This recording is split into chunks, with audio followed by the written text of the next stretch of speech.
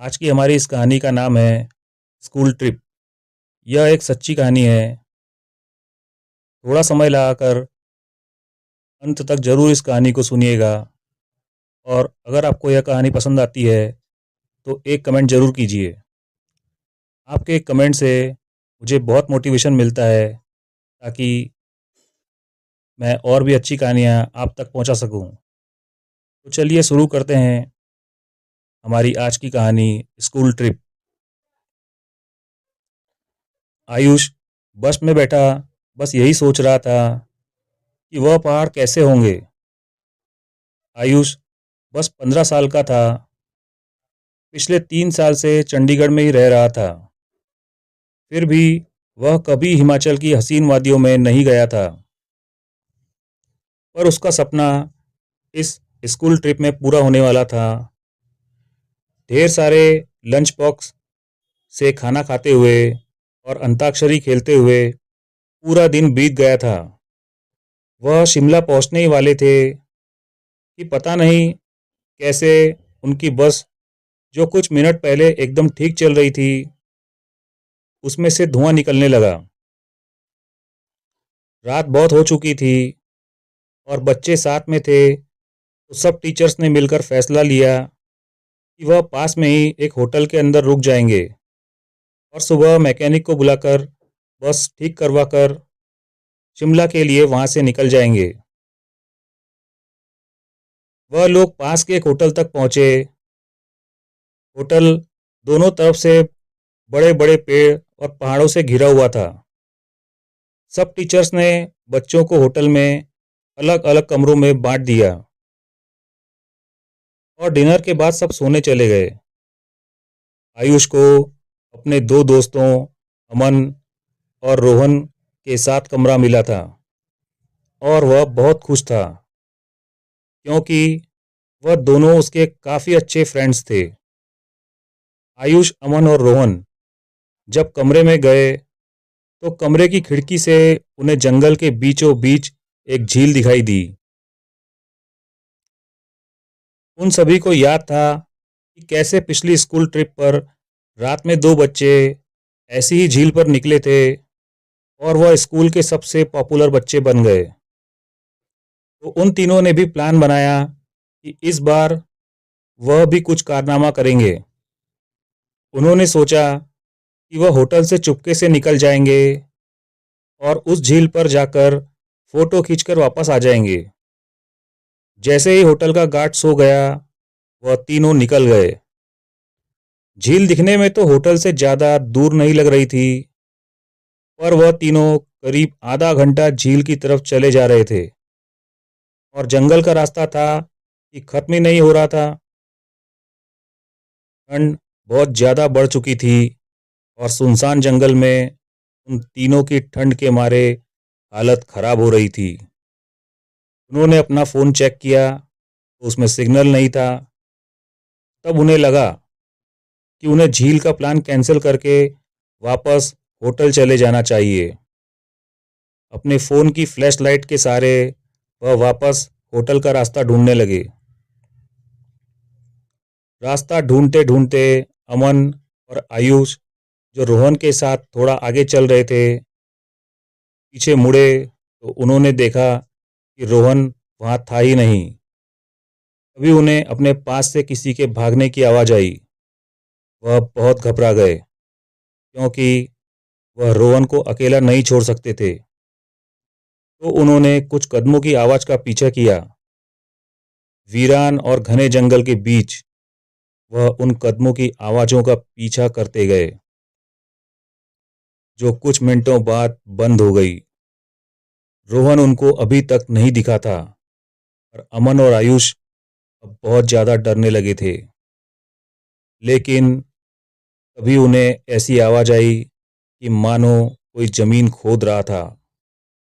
वह धीरे धीरे उस आवाज़ के पास गए और झाड़ियों के पीछे से उन्होंने देखा कि और कोई नहीं बल्कि रोहन ही जंगल में एक गड्ढा खोद रहा था।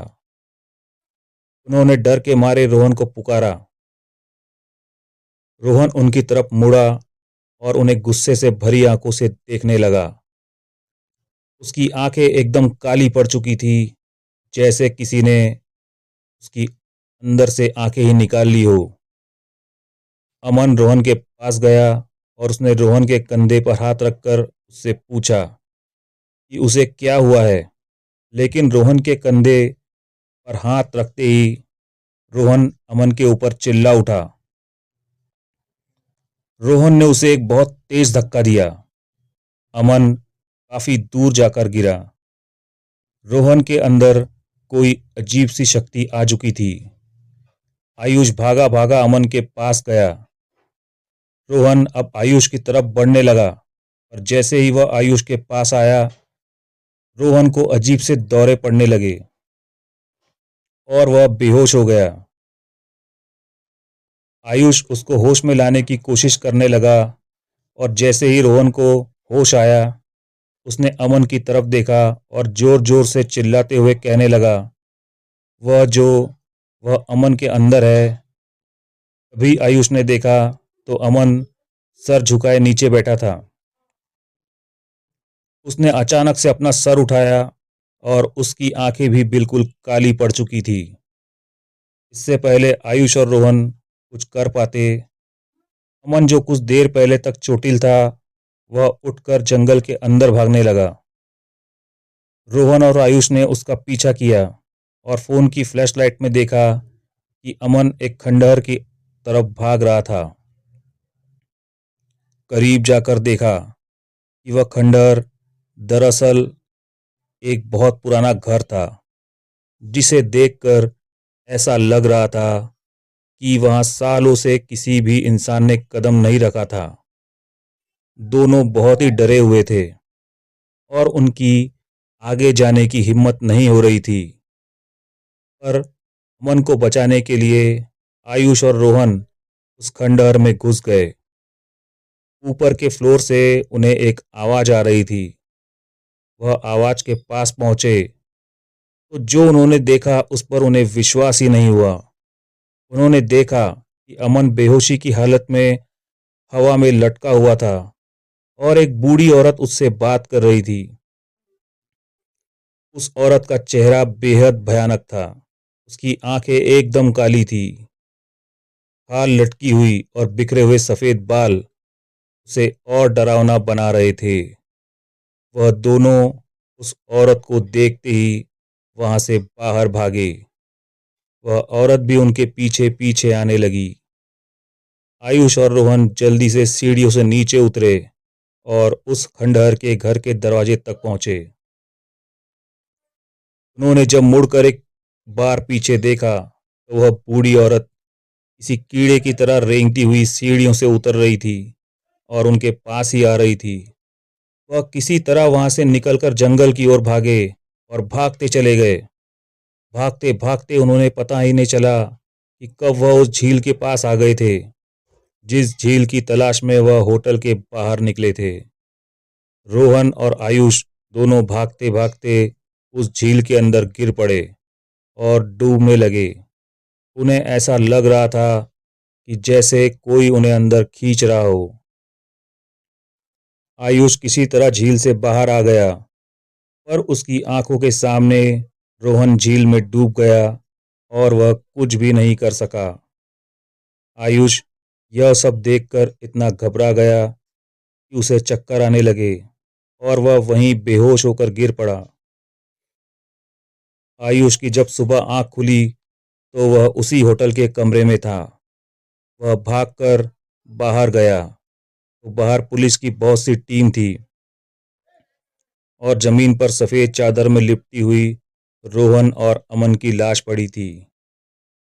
पुलिस ने तो उन्हें मर्डर घोषित कर दिया था, पर आसपास के रहने वालों ने बताया कि कई साल पहले उस जंगल में एक बूढ़ी औरत रहती थी। वहां उसका एक घर था। सभी से अलग औरत चैन से रहती थी, पर एक रोज उसके घर को कब्जाने के लिए पास के गांव के कुछ लोगों ने उसके साथ बदसलूकी की और उसे मारकर उस झील में फेंक दिया। तब से कोई भी इंसान रात में जंगल की ओर या उस झील के पास नहीं जाता है। कहते हैं कि उस बूढ़ी औरत की आत्मा अभी भी वहाँ अपने बदले के लिए भटकती है। काश यह बात इन तीनों दोस्तों को पता होती तो शायद आज आयुष के साथ रोहन और अमन भी जिंदा होते। दोस्तों, यह कहानी आपको कैसी लगी हमें कमेंट करके ज़रूर बताएं और चैनल को भी सब्सक्राइब कर लें ताकि आगे आने वाली स्टोरीज आप तक पहुंचती रहे। वीडियो में अंत तक बने रहने के लिए आप सभी का धन्यवाद।